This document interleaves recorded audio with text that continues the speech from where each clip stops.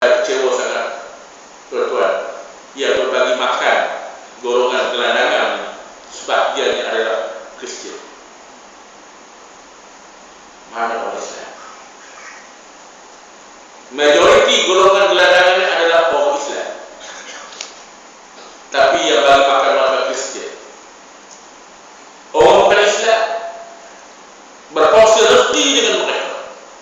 Tiba-tiba bila orang Islam bantu, kita pula nak tangkap. Patut kita bantu, tuan-tuan. Patut kita galakkan.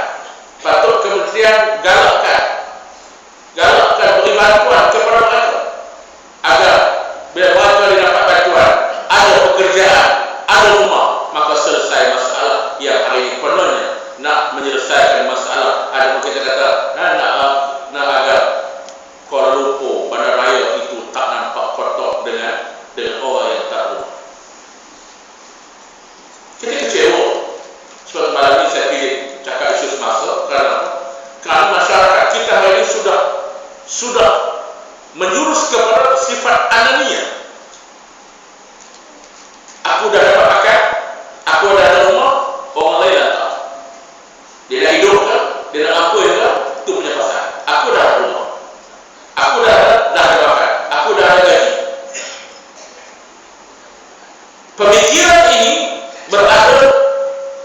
bergelegar di dalam kita kata di kalangan mereka berkuasa. Akhirnya dia akan merepot di kalangan rakyat. Rakyat apabila mereka berkuasa hilang sifat prihatin, mereka akan mengajar rakyat untuk hilang sifat prihatin. Mereka hilang sifat nak membantu, mereka akan mengajar rakyat untuk hilang sifat membantu. Lalu rakyat akan hidup aku hang-hang, dan maka waktu itu tuan-tuan akan hancur masyarakat Islam. Sebab itulah tuan-tuan, marilah kesempatan Ramadan 1435 Hijrah kita mengajak umat Islam pertama balik kepada Quran. Balik kepada Quran. Balik cara, balik dari semua hal. Sama ada dari sudut akidah, dari sudut ibadah, dari sudut akhlak, kita merujuk kepada Al-Quran. Kita tidak mau akidah kita bercelaru, kita tak mau ibadah kita salah, dan kita tak mau akhlak kita menjadi akhlak yang dibenci oleh orang. Apa dari itu kalau kita tengok hari ini ucapan Perdana Menteri Britain, ia memuji sifat umat Islam di Britain sendiri bagi sifat umat Islam yang suka membantu, Islam yang suka menolong. Apatah lagi bila datang Ramadan, dikagumi oleh mereka yang berislam. Tapi saya orang Islam sendiri menyeru supaya akhlak itu kita kata akhlak yang baik itu dihentikan. Kita pun tak tahu tuan-tuan apa yang mereka fikir sehinggalah mereka mudah sangat. Kalau kita tengok tuan-tuan, bulan Ramadan adalah bulan patutnya kita meraihkan. Saya suka mencadangkan tuan-tuan, bulan Ramadan adalah bulan kalau kita mampu cari orang susah, ajak buka puasa dengan kita agar mereka boleh merasai nikmat kelezatan makanan yang kita makan yang mereka tak pernah makan, yang mereka tak pernah makan. So kalau saya sendiri pun buka puasa ni makan setas. Kemarin nasi biryani kambing tu dulu sebelum puasa dulu saya berazam kalau boleh nak kurangkan makan sedap, tapi dia buat macam mana? Tak makan orang jauh pergi buka puasa di surau. Kemarin nasi biryani kambing, kemarin dulu nasi biryani kambing juga.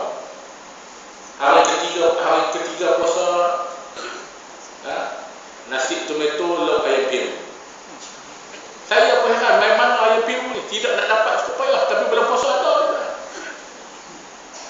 Bayangkan orang miskin, orang fakir yang tak pernah asal semua tu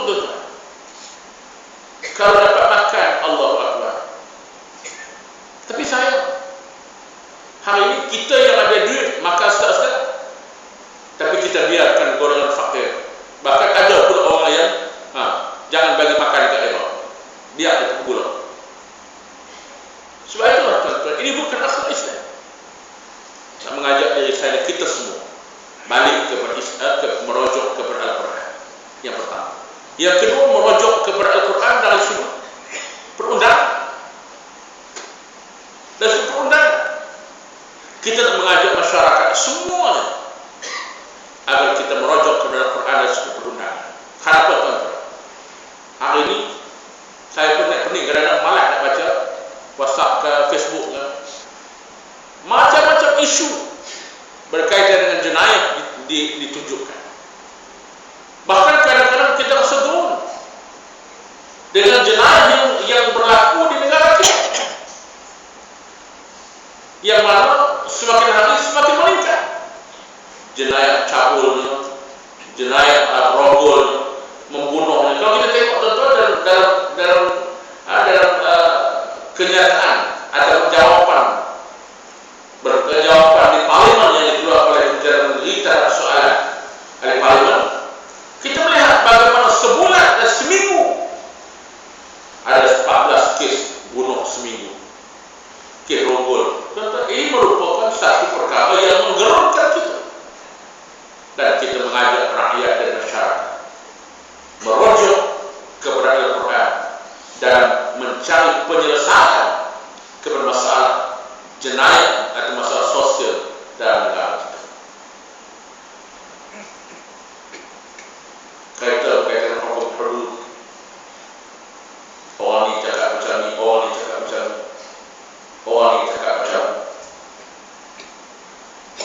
cakap berbelit tu. Seorang kata, okay, kalau kita ni kita akan sokong seorang ni, kita takkan melaksanakan hukum hudud sama sekali, walaupun ia undang-undang Tuhan, kerana ia tidak relevan dengan suasana semasa. Allah Akbar. Saya tak maksud sampai macam mana, tuan-tuan boleh cari. Ada seorang besar kita cakap, kita tidak akan melaksanakan undang-undang hudud di negara ini, walaupun ia undang-undang Tuhan, tapi ia tidak relevan dengan suasana semasa. Dia boleh cakap, walaupun dia tahu undang-undang Tuhan tak relevan.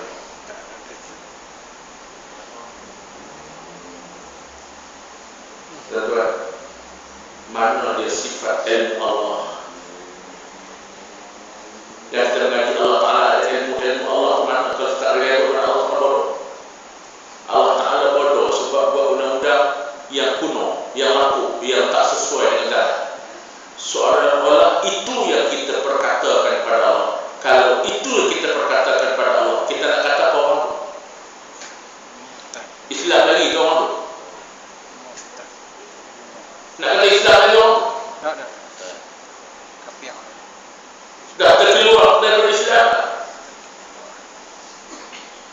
Dan bila berlaku masalah sosial yang teruk, golongan agama dipersalahkan. Kononnya apa peranan golongan agama dalam menyelesaikan masalah ini? Golongan agama nak menyelesaikan macam mana? Kita boleh mengajak agar balik kepada Quran. Itu dia penyelesaiannya. Tapi hari ini saya mencari tengok orang. Sebab apa? Kita orang semaya, kita terpaksa sediakan pengawal jaga tackle kita. Itu sudah. Terus saya tengok nanti depan kita. Kita nak sembahyang, kita terpaksa jaga orang itu terpaksa berkorban. Orang lain sembahyang, dia terpaksa berkorban untuk jaga kereta kita. Lepas tu kita balik tidur sengat, baru dia nak sembahyang. Kesian kita apa? Kenapa? Sistem sosial kita yang bermasalah. Kalau tak jaga, siap cermin pecah. Bukan apa-apa, kadang-kadang tengok ada beg sikit je, cermin kata dah pecah.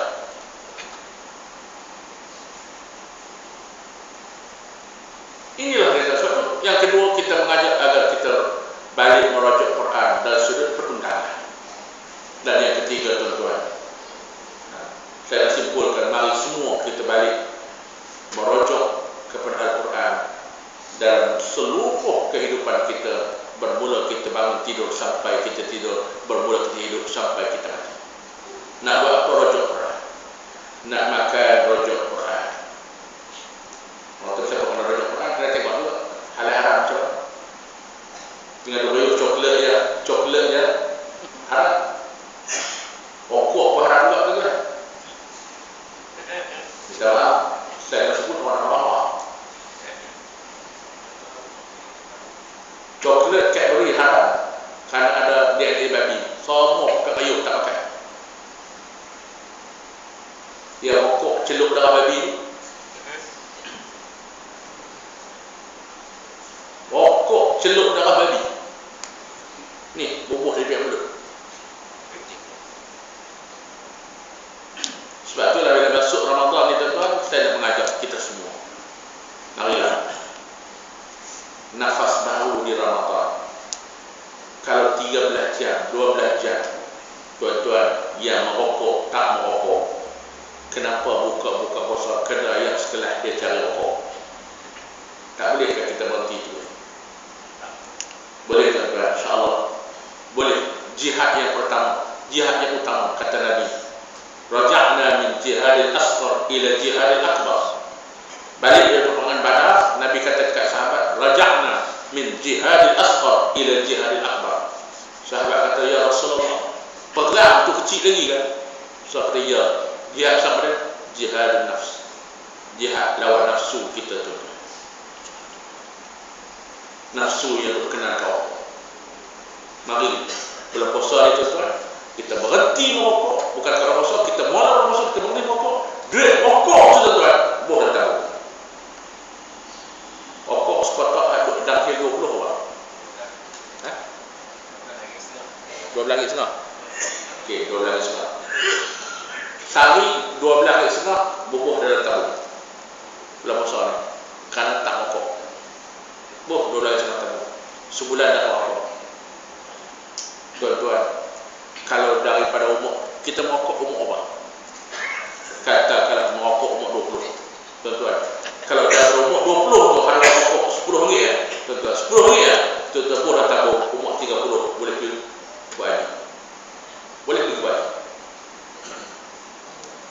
Sebab itulah kata ulama antaranya pandangan Qardawi, bahawa siapa yang hisap rokok tapi dia tak boleh pergi Mekah dengan alasan tak mampu, maka matinya seperti Yahudi dan Nasara. Na'udzubillah. Sebab tu saya mula terlepas International Muslim Malaysia, NGO yang saya ketuai, mana-mana perokok minta maaf, jangan datang minta bantuan kita. Tak boleh. Rokok boleh beli, pasal apa berat boleh beli. Kita pun orang bagi. Kami memikul amanah. Jatah kuasa imam ni memikul amanah. Orang bagi beras, bagi duit, bagi apa semua untuk sampaikan kepada fakir miskin. Orang yang serokok, orang miskin, orang kaya. Sebab dia mampu beli rokok. Jadi tuan-tuan, kita tanya Quran. Quran bagi tak serokok? Tak bagi. Tinggal insya-Allah. Apa kita nak buat lagi? Kita nak berpolitik, rujuk pada Quran. Nak bermuamalah, rujuk pada Quran. Nak beribadah, rujuk pada Quran. Adakah boleh ke tidak benda ni? Sebab hari ni orang beribadah tuan-tuan tak rujuk dekat Quran. Minta maaf saya dah sebut. Lah ni gila qasidah. Minta maaf saya dah sebut benda ni. Bukan tak boleh qasidah, boleh tuan-tuan. Tapi ada benda yang bercanggah dengan Islam.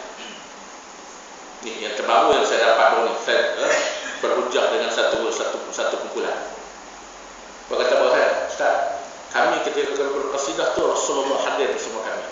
Sudah. Ini semua kerja nak berikut Islam.